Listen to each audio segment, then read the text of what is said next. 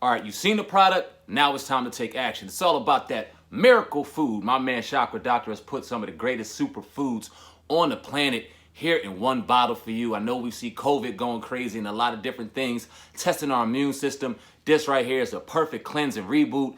Great for the immune system and a great anti-inflammatory. Miracle food. Tell them Viral Hip Hop News sent you. Let's go. Time, man. Just coming off that battle, man. Just had that battle April 3rd. So it's celebration time. I'm still celebrating. You know what? Why you celebrating? Let's just get right into it. Because we've talked about it before the battle started. O was on his way to a trip. My man Vic was on his way to a trip, and they weren't gonna be able to watch it. They were like, "Are you gonna watch it?" I was like, "Yeah, I'm gonna watch it." They're like, "Well, you got?" And I was like, "Man, coming off of that motherfucking showdown, Cassidy got Hitman hot. He gonna throw everything he got at him. I got Hitman 2-1. I ain't gonna hold you. I love Cass. I got Hitman 2-1. So we go into Saturday, and I'm watching the battle, and I watch it, and I digest it. And I start sending pictures of the battle off the TV to them, you know what I mean, on the group chat, John. And they asked who won. I said, bro, Cass ain't lost a round. Cass ain't lost a motherfucking round. I gotta call it like I see it. Cass cleaned him up. I don't know if Cass shocked the world, but he had a lot of the battle rappers and a lot of people who called for Hitman to win kind of salty. Not me, you know what I'm saying? Because I gotta call it like I said, I'm gonna eat crow today, but talk about it, man. Talk about the warm up. Talk about the showdown, the stare down, and then talk about the battle itself, man. I was ready to get back into battle rap because I feel like this form of battle rap that they doing now, I originated that style. But I just stopped so long ago that a lot of the newcomers and a lot of the younger crowd ain't familiar with what I did back in the day. They only know what they could see now, so they wasn't like really accepting me the right way. So that's why I wanted to get back into battle rap to prove to the newcomers that ain't familiar with the freeway battle and all my old shit. I wanted to show them that I still get busy. But I took so much years off that a lot of things changed. A lot of things that the core audience of battle rap is used to seeing, it changed, it altered. So when I came back in with my ways, they wasn't used to seeing it. It's like everything that I was doing and bringing to the table was slightly different than what they was used to. So it took them some time to get used to me, and for me to get back into the swing of things. Plus, I had a little bit of things to learn.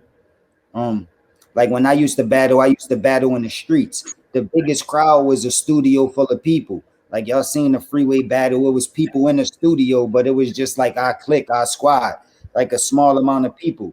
Now we battling in front of 1,000 people, 1,500 people, 2,000 people. So I never experienced that. I performed in front of those people, hit records, and did that a bunch of times, but I never had the feeling of like being competitive, but still putting on a show for a crowd at the same time. So that was something I had to get used to. And I told dudes it's not that difficult to do. It's not like I got to go to college and I got to go meditate with the monks to figure out how to do what I need to do. I just got to, you know what I'm saying, get used to it, get back into the swing of things. And I told dudes that I was getting the hang of it a minute ago, but I don't know if they took me serious. So I was waiting for them to set up the next opponent. And when I did the deal with ARP, he decided to pick Hitman. You know what I mean? I think he already had a contract locked in with Hitman, and being to the fact that he doing Wild 'N Out movies and a bunch of other shit, they thought it would be a good battle, so they locked it in. Like I always tell everybody, I never pick my opponent. So long as they come with the money that I need, I let them pick.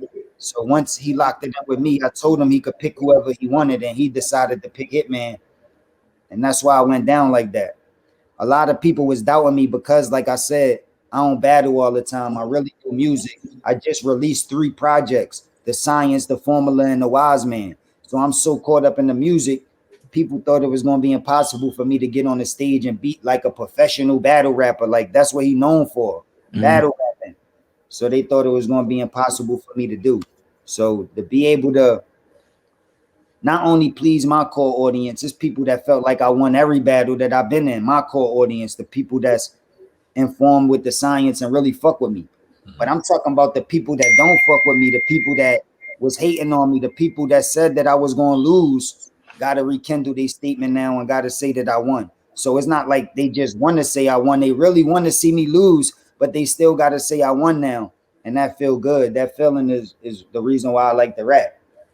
Right now, I heard you talking. I forget who you were interviewing with, but you were talking about how before the battle, like you sat and watched what else was going on there to kind of see how the sound was, resonating, how the sound was hitting off certain things. Talk about that and changing, possibly changing your style up or whatever you're going to do because of the sound and the way the building was constructed.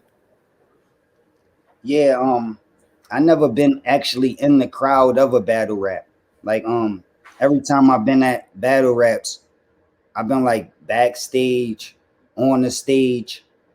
One time I was at this that battle that Eminem and them had. That it was called. Damn, what was that shit called? It come to me in a second, but it was that event Eminem had when Joe Buttons was battling.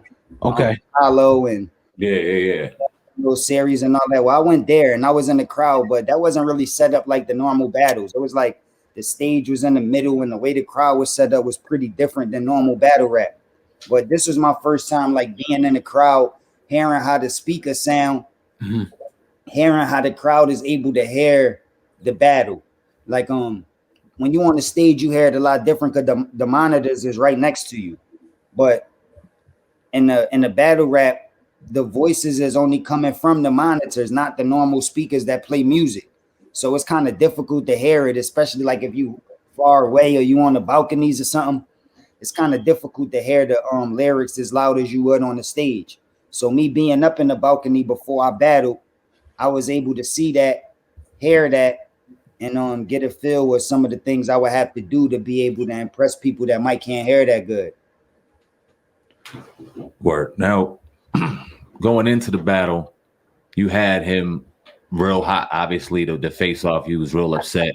A lot of people were saying people were going to pull shit out, pull that out. You kind of joked about it in the battle, and a lot of got a real good response off the crowd off that.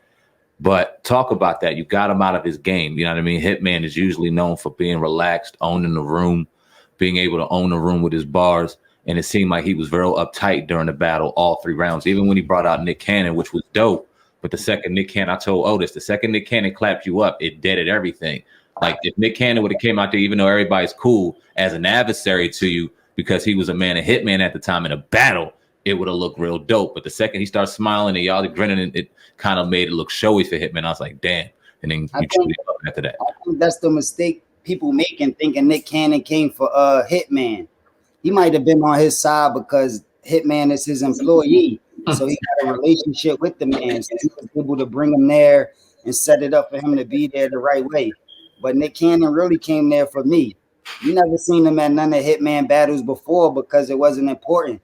Only reason why he came that night is because I was on stage. And that's why when he came on the stage, he did big me up. We started talking and he gave me a hug and showed me love because it was like a boss showing another boss love. And he know that Hitman is just his employee. So he really was a fan of me and came for me. And that's what people don't understand. That's why he embraced me like that, because he was happy to see me. You know what I'm saying? He wasn't really worrying about Hitman.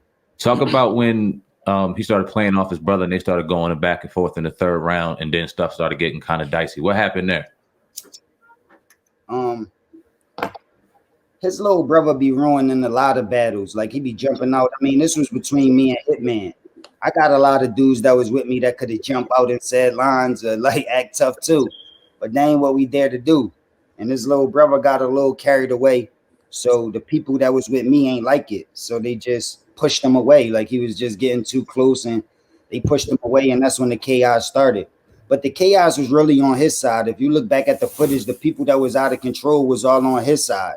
All my people was fully under control. Everything was like civilized. Like, I mean, my people know how to carry themselves. They just not going to let nobody just come across the stage and start pushing and doing all this. You know what I mean? Because people got it confused the last time I was on stage. I let Arsenal get away with a little. He grabbed my shirt. When I realized he was grabbing me, I grabbed him back and pushed him off of me.